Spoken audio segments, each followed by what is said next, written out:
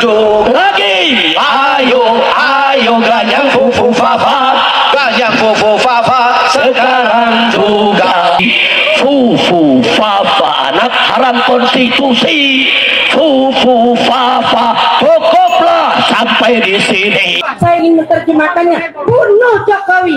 Siapa kita bunuh Jokowi? Masukkan dia dalam penjara dan seumur hidup biar dia dihinakan oleh Allah Subhanahu wa taala. Tuh masuk ke otot Pradeo. Kalau perlu hukum mati. Hukum mati saja di Jokowi itu. Itu pun. Oke, assalamualaikum warahmatullahi wabarakatuh. Kembali lagi di channel AA DJ.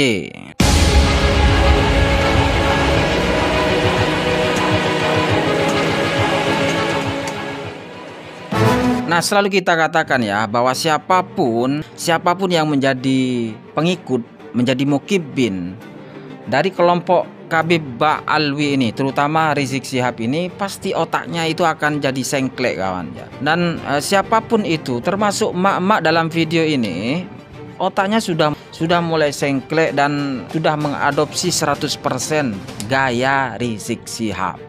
Ya, seperti kita ketahui lah bahwa Rizik Syihab itu mempunyai orasi yang memecah belah. Bagaimana Rizik Syihab ini selalu menggaungkan caci maki. Ceramah-ceramahnya itu berisi provokasi dan memecah belah umat. Tentunya orang-orang seperti ini memang sangat membahayakan. Apalagi kalau sudah diadopsi oleh para mukibinnya itu bermain-main di pinggir jurang. Dan mereka tidak sadar ketika dia jatuh, dia terjerumus, maka tidak akan ada apa-apa. Contohnya emak-emak ini ya, kita lihat videonya. Saya mau menerjemahkan perangi lawan, tapi kali ini saya ingin menerjemahkannya, bunuh Jokowi. Siapa kita bunuh Jokowi? Masukkan dia dalam penjara dan seumur hidup biar dia dihinakan oleh Allah Subhanahu wa taala.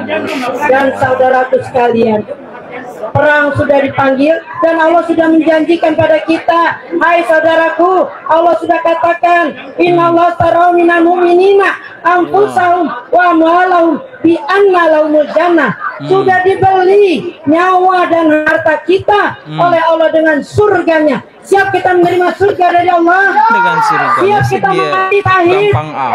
Saya siap mati syahid untuk membela negeri ini.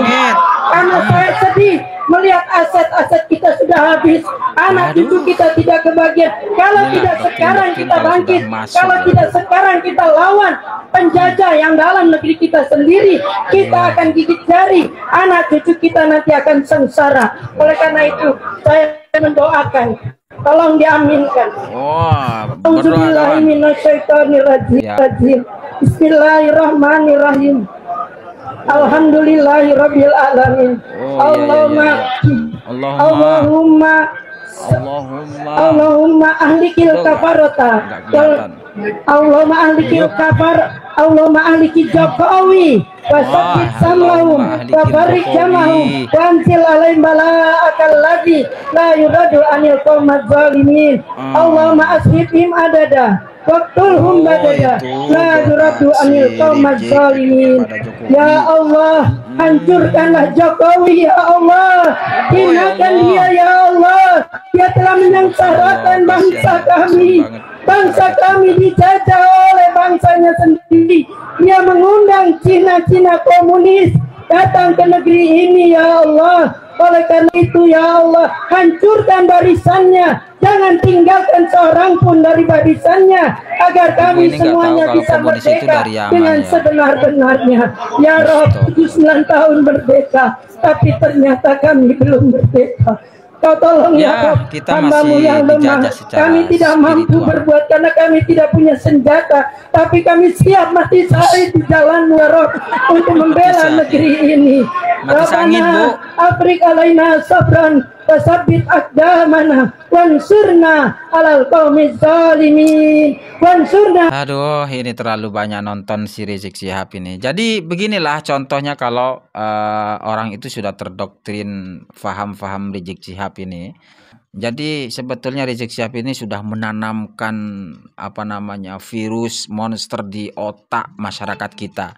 Masyarakat yang tidak paham bahwa apa yang dilakukan Rizik Syihab itu suatu gerakan yang berbau mengandung politik, gerakan-gerakan politik ala Hadromi.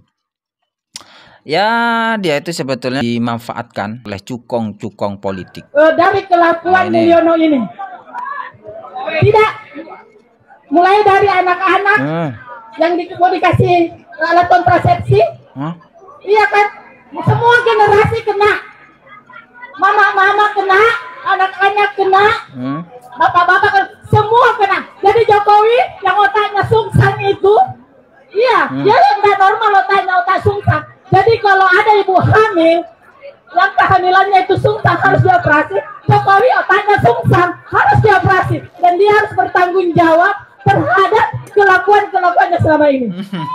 Tidak bisa tidak.